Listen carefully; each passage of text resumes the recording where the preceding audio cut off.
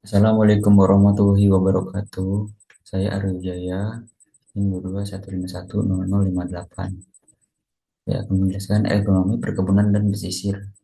Untuk tugas lapangan di Dusun Sukadamai, Punder C, RT 001, RW 012, Desa Rasau Jaya 3, Kecamatan Rasau Jaya, Kabupaten Kuburaya.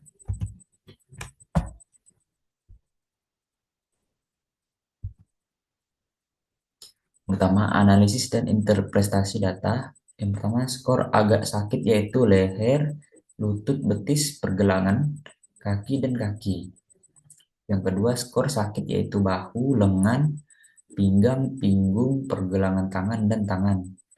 Keluhan ini berkaitan karena postur kerja statis pekerja saat mengangkut bibit sawit menggunakan arko disebabkan oleh beban kerja statis yang lebih berat pada bagian tubuh atas.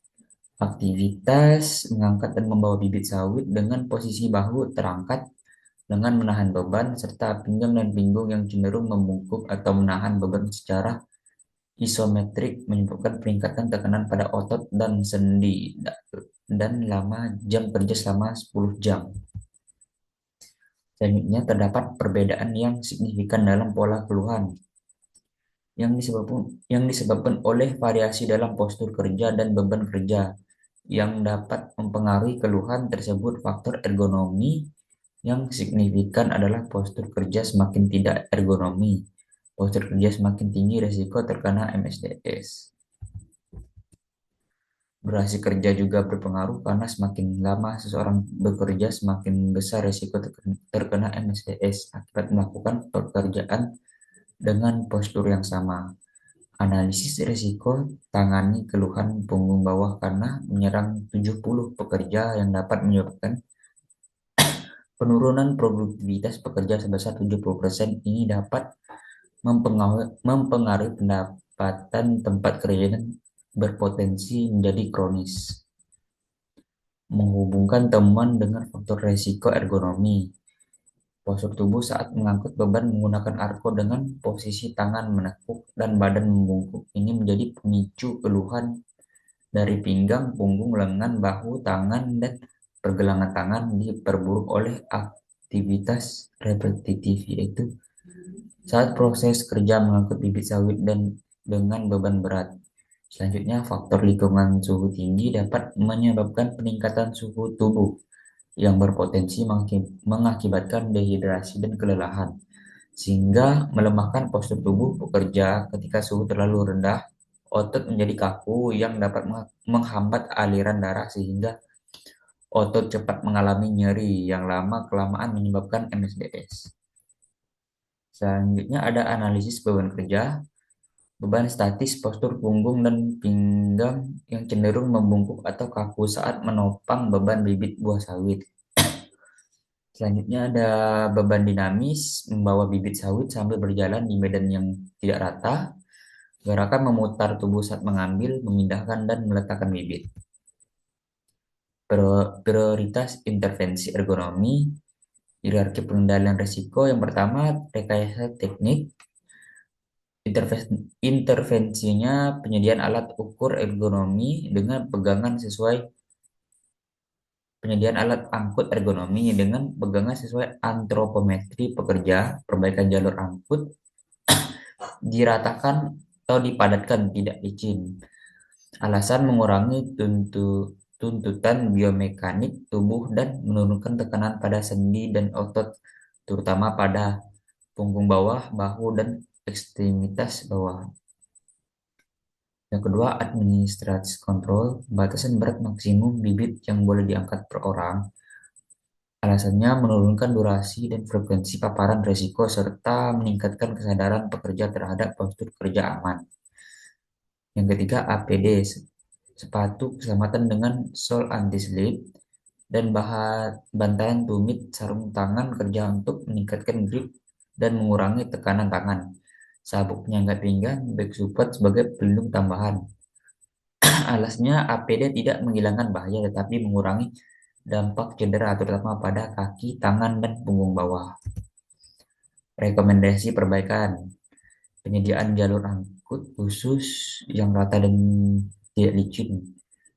Jalur angkut yang stabil mengurangi risiko terpeleset, kesleo, dan cedera pergelangan kaki akibat permukaan tanah tidak rata atau berlumpur. Yang kedua, perbaikan alat bantu angkut, desain pegangan yang ergonomi.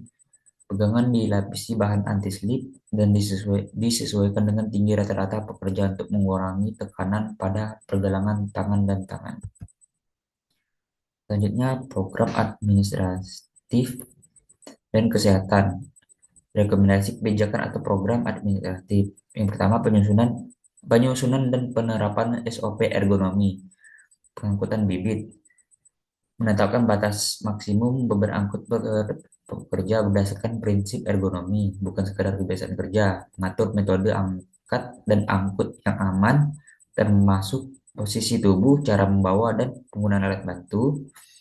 Yang kedua, pengaturan waktu kerja dan istirahat, menerapkan work reset, reset, reset cycle, misalnya 50 sampai 60 menit kerja diikuti 5 sampai 10 menit istirahat.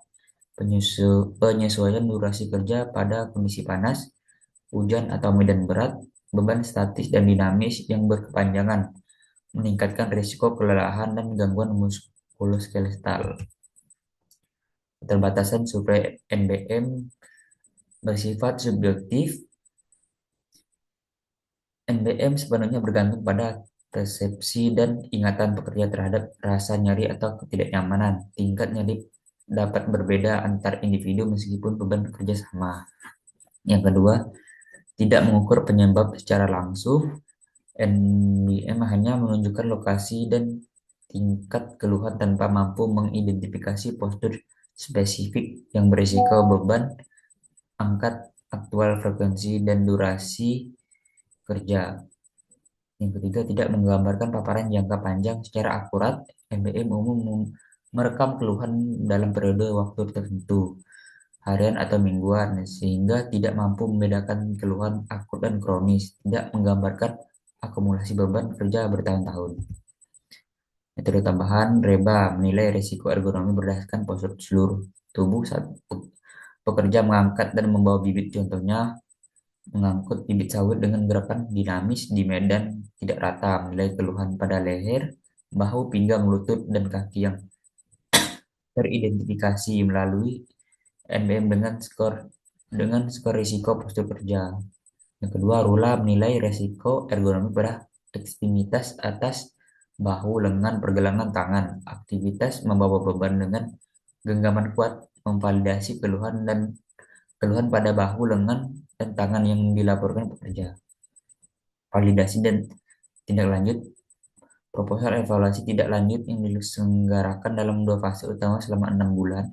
Pada bulan pertama dilakukan validasi dosis melalui pengukuran skor postur tujuan, misalnya menggunakan RULA REBA untuk memastikan penurunan risiko yang diukur dan memverifikasi kepatuhan pekerja terhadap prosedur administratif yang baru. Selanjutnya, validasi efek dilakukan pada bulan ketiga, melakukan survei NBM ulang dengan tujuan penurunan keluhan MSDS minimal 30% pada segmen tubuh yang paling dominan, diikuti oleh tingkat analisis.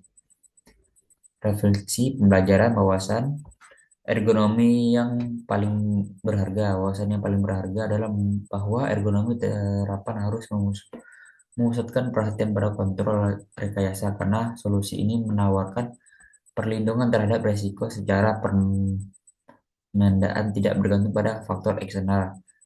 Pemerdalaman pemahaman menganalisis masalah secara holistik. Kami mengakui bahwa keluhan MSDS merupakan konsekuensi dari interaksi kompleks antara postur lingkungan dan faktor organisasi. Tekanan waktu, kurangnya istirahat bukan semata-mata akibat kelelahan postur tunggal. Ini dokumentasi kegiatan turun lapangan.